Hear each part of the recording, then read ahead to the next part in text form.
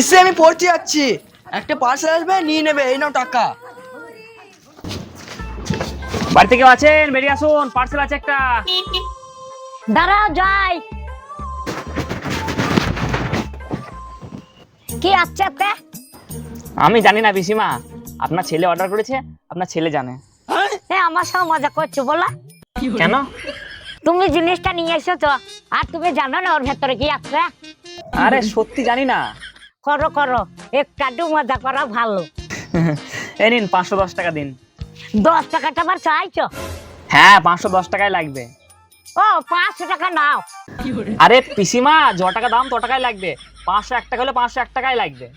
ও বকো না তো, আমি 500 টাকা 1 টাকা বেশি দেবো না। এত টাকা জিনিস নিতে 10 টাকা কম নেবা না? আরে 510 টাকাই লাগবে, 1 পয়সাও কম হবে না। ঠিক আছে, তোমার মাল তুমি ফিরে নিয়ে যাও, আমি নেবো না। ভাইটুকু বলবো আগুদি থেকে কিনে নিতে। বেশ বেশ ঠিক আছে, 500 টাকাই দিন। फंस गया भाई मैं। भाई ये क्या हो रहा है?